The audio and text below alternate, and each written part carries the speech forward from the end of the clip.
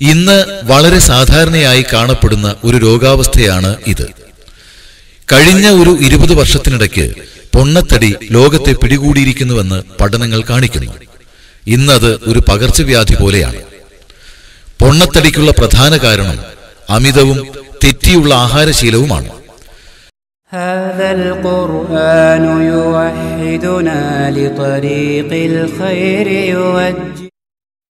പൊണ്ണത്തടി ഹൃദയത്തെയും ധമനികളെയും ശ്വസന വ്യവസ്ഥയെയും ഹോർമോൺ വ്യവസ്ഥയെയും ദഹന വ്യവസ്ഥയെയും എല്ലാം ബാധിക്കുന്ന ഒരു രോഗമാണ്.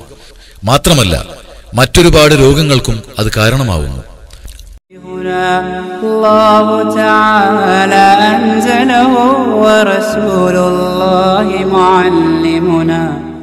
അമിത ഭോജനത്തെപ്പറ്റിയും കുപോഷണത്തെപ്പറ്റിയും അന്നത്തെ കാലത്ത് പ്രവാചകൻ എതിർത്തിട്ടുണ്ട്.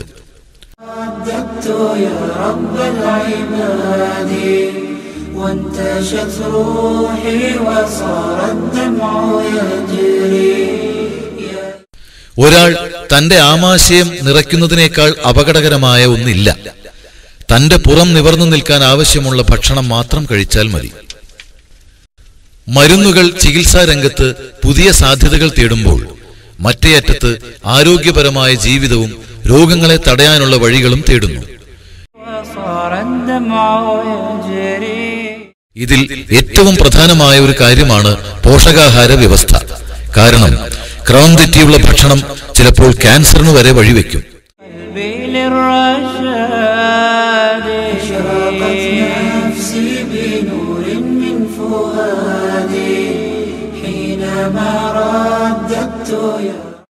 പ്രവാചകൻ അദ്ദേഹത്തിന്റെ ആരോഗ്യത്തിൽ വളരെ ശ്രദ്ധിച്ചിരുന്നു.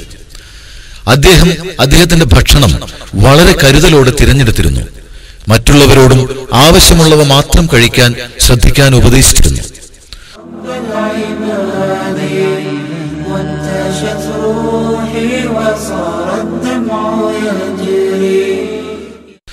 കൊഴുപ്പ് കുറഞ്ഞ മാംസവും പയറുവർഗ്ഗങ്ങളും പഴങ്ങളും പച്ചക്കറികളും അദ്ദേഹം ഭക്ഷണത്തിൽ ഉൾപ്പെടുത്തിയിരുന്നു.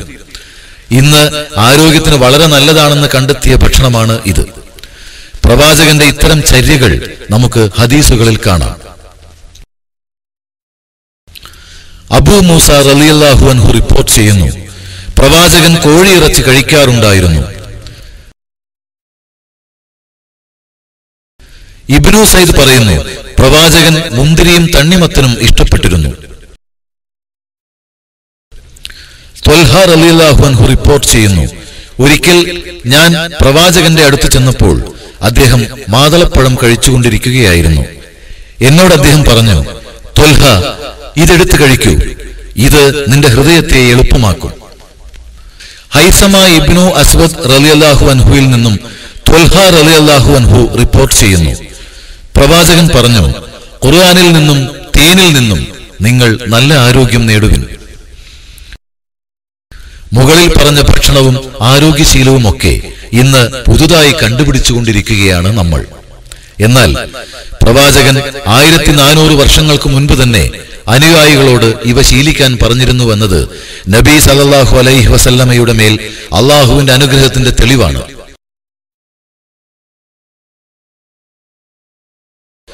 ഇനി പ്രവാചകൻ നിർദ്ദേശിച്ച ഭക്ഷണങ്ങളുടെ ഗുണഫലങ്ങൾ പരിശോധിക്കാം. തേൻ പ്രവാചകൻ വളരെ പ്രാധാന്യം കൊടുത്ത ഒരു വസ്തു. മനുഷ്യന്റെ ആരോഗ്യത്തിൽ വളരെ പ്രാധാന്യമർഹിക്കുന്ന ഒരു ഭക്ഷണ പദാർത്ഥമാണ്.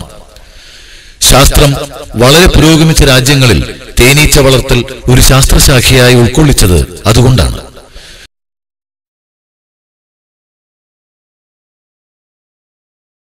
തേൻ കഴിച്ചാലുള്ള നേട്ടങ്ങൾ താഴെ പറയുന്നവയാണ്. ഉയർന്ന അമ്ലരസമുള്ളതാണെങ്കിലും വളരെ സെൻസിറ്റീവായ ആമാശയങ്ങളിലും വളരെ പെട്ടെന്ന് ദഹിക്കുന്ന ഒന്നാണ് തേൻ. പെട്ടെന്ന് രക്തത്തിൽ കലരുന്നതുകൊണ്ട് നല്ലൊരു ഊർജ്ജസ്രോതസ്സാണ്. ചൂടുവെള്ളത്തിൽ ലയിപ്പിച്ചാൽ 7 മിനിറ്റിനകം ഇത് രക്തത്തിൽ കലരും. അതിലുള്ള ഫ്രീ ഷുഗറുകളുടെ സഹായത്താൽ തലച്ചോറിന്റെ പ്രവർത്തനങ്ങളെ ഉദ്ദീപിപ്പിക്കുന്നു. രക്തം ഉൽപ്പാദിപ്പിക്കാൻ ആവശ്യമായ ഊർജത്തിന്റെ പ്രധാന ഭാഗം തേൻ നൽകുന്നു. രക്തം ശുദ്ധീകരിക്കുന്നതിനും സഹായിക്കുന്നു. രക്തപ്രവാഹത്തെ സഹായിക്കുകയും നിയന്ത്രിക്കുകയും ചെയ്യുന്നതോടൊപ്പം രക്തക്കുഴൽ കട്ടിയാകാതെ നോക്കുകയും ചെയ്യുന്നു. إلهي خذ بقلبي للرشاد في سكون الليل أدعو في سجودي والدجى حولي سواد في سوادي يا رؤوفا يا رحيما يا حليما يا كريم. ഇനിയും ഒരുപാട് ഗുണവിശേഷങ്ങൾ ഉള്ളതിനാൽ തന്നെ തേൻ നല്ല ആരോഗ്യത്തിനുള്ള പ്രധാന സ്രോതസ്സാണ്.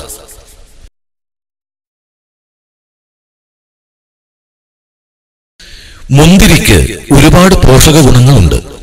വിറ്റാമിനുകളാലും ധാതുക്കളാലും സമൃദ്ധമാണ് മുന്തിരി.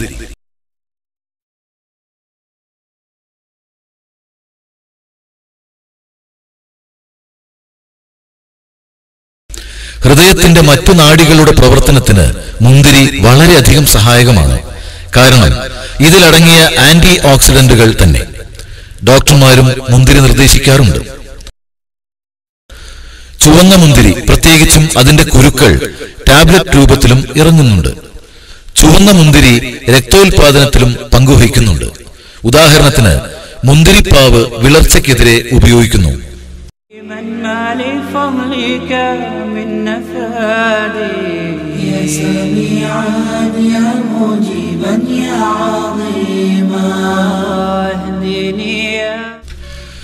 പ്രവാചകന്റെ ഹദീസുകളിൽ വളരെ ഊന്നൽ കൊടുത്ത ശരീരത്തിലെ അവയവങ്ങൾക്ക് എണ്ണമറ്റ ഉപകാരപ്രദമായ ഫലം തരുന്ന ഒന്നാണ് വെള്ളം. ശരീരത്തിലെ പല അവയവങ്ങളുടെയും, ഉദാഹരണത്തിന് വിയർപ്പ് ഗ്രന്ഥികൾ, ആമാശയം, കുടലുകൾ, വൃക്കകൾ, ചർമ്മം തുടങ്ങിയവയുടെ ആരോഗ്യത്തിന് ശരീരത്തിലെത്തുന്ന വെള്ളത്തിന്റെ അളവ് ഒരു പ്രധാന ഘടകമായി വർത്തിക്കുന്നു.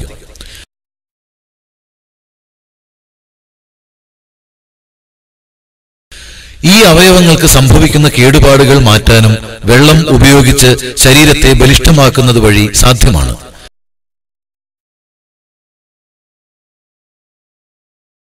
തളർച്ച, ക്ഷീണം തുടങ്ങിയവയ്ക്കും ശരീരത്തിൽ കൂടുതൽ അളവ് വെള്ളം ചെന്നാൽ മാറ്റാവുന്നതും അതുവഴി വിഷത്തെ അകറ്റി നിർത്താനും കഴിയുന്നു.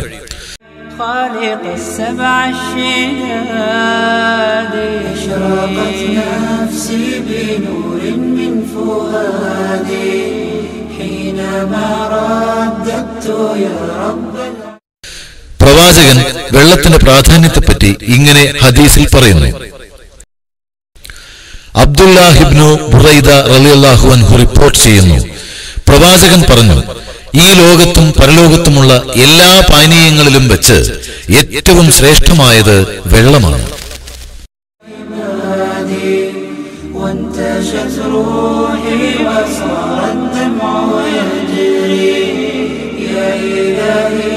പല്ലുകളുടെ ആരോഗ്യത്തിന് പ്രവാചകൻ കൊടുത്ത പ്രാധാന്യം.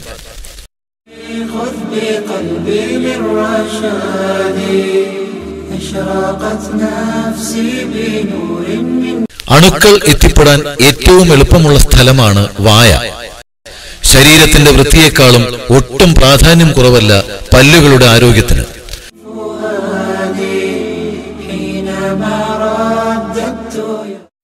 പ്രവാചകൻ പല്ലുകളുടെ ആരോഗ്യത്തിന് ഒരുപാട് പ്രാധാന്യം കൊടുത്തിരുന്നു.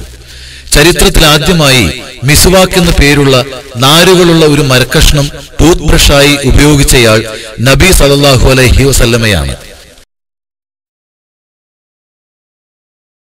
പ്രവാചകന്റെ അനുയായികളായ സഹാബികൾ പറയുന്നത്, പ്രവാചകന്റെ പല്ലുകൾ വളരെ വൃത്തിയുള്ളതും തൂവെള്ള നിറത്തിലുള്ളതും മുത്തുപോലെ തിളങ്ങുന്ന രൂപത്തിലുള്ളവയുമായിരുന്നു എന്നാണ്.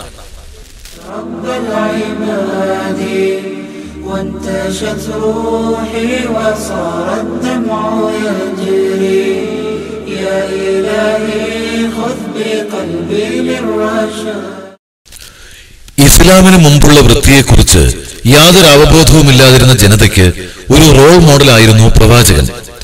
അദ്ദേഹം അള്ളാഹുവിൽ നിന്ന് ലഭിക്കുന്ന പ്രേരണയാൽ അവരെ നല്ല ശീലങ്ങൾ പഠിപ്പിച്ചു.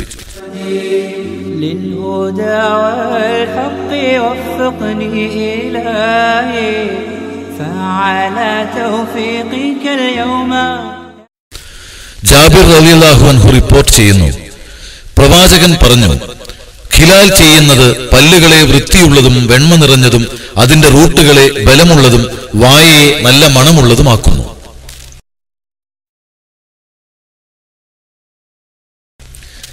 എങ്ങനെയാണ് പല്ലു തേക്കേണ്ട വിധമെന്നതിനെക്കുറിച്ചും ഈ ഹദീസ് വിശദീകരിക്കുന്നു.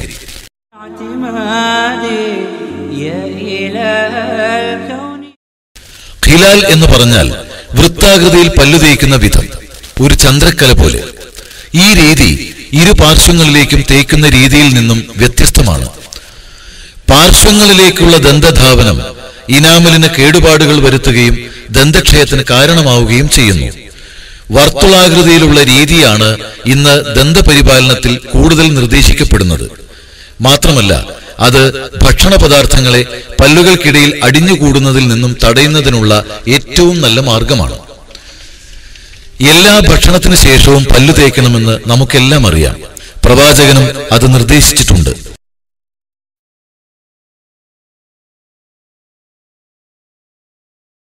മാത്രമല്ല, എല്ലാ 6 മാസത്തിലും പല്ലുകൾ പരിശോധനയ്ക്ക് വിധേയമാക്കുന്നതും നല്ലതാണ്.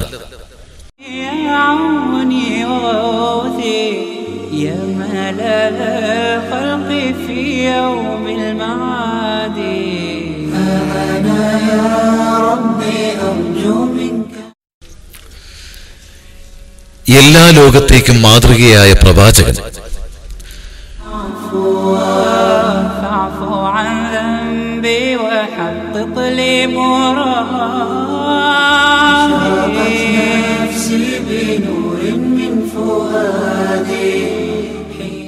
തന്റെ ജീവിതത്തിലുടനീളം എല്ലാ മേഖലയിലും അള്ളാഹുവിന്റെ അനുഗ്രഹത്താലും അവന്റെ ഖുർആനിലൂടെയുള്ള ഗുണപാഠങ്ങളിലൂടെ തന്റെ സമൂഹത്തിനാകെയും ഉത്തമ മാതൃകയായി മാറി. ഖുർആന്റെ ഗുണപാഠങ്ങളോടുള്ള അദ്ദേഹത്തിന്റെ സമീപനവും അള്ളാഹുവിനോടുള്ള ഭയവും സമർപ്പണവും അദ്ദേഹത്തിന്റെ ധൈര്യവും നീതിയും ദയാനുഭൂതിയും ബുദ്ധിശക്തിയും എല്ലാം വെച്ച് നോക്കുമ്പോൾ പ്രവാചകൻ ഒരു ഉത്തമ മാതൃക തന്നെയാണ്. 1400 വർഷങ്ങൾക്ക് മുൻപ് ജീവിച്ച പ്രവാചകൻ ലോകത്താകമാനം ജീവിക്കുകയും ജീവിച്ചുകൊണ്ടിരിക്കുകയും ജീവിക്കാൻ പോവുകയും ചെയ്യുന്ന മുസ്ലിങ്ങൾക്കൊക്കെയും മാതൃകയാക്കാവുന്ന ആരോഗ്യകരമായ ജീവിതശൈലിയും പോഷകാഹാര ക്രമവും നമുക്ക് പഠിപ്പിച്ചു തന്നു. ഇന്ന് മെഡിക്കൽ ലോകം പഠിച്ചുകൊണ്ടിരിക്കുകയാണ് അവയെല്ലാം. വിശ്വാസികൾക്ക് വളരെ പ്രാധാന്യമുള്ള ഉപദേശങ്ങളാണ് അദ്ദേഹത്തിന്റെ ഓരോ പാഠങ്ങളും. നമ്മുടെ ശരീരം നമുക്ക് കിട്ടിയിട്ടുള്ള വലിയ അനുഗ്രഹമാണെന്ന കാര്യം മറക്കരുത്.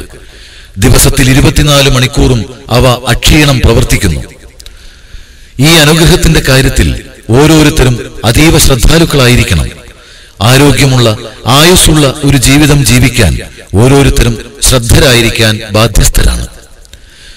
ഇസ്ലാമിനു വേണ്ടി സമർപ്പിക്കാനും അള്ളാഹുവിന്റെ ആജ്ഞകൾ അനുസരിക്കാനും ആരോഗ്യം അത്യന്താപേക്ഷിതമാണ്. ആധുനിക വൈദ്യശാസ്ത്രത്തോട് കിടപിടിക്കുന്ന ഈ വിലപ്പെട്ട പ്രവാചക ഉപദേശങ്ങൾ ഈ വിഷയത്തിൽ നമ്മെ കൂടുതൽ മികവുറ്റതാക്കുന്നു.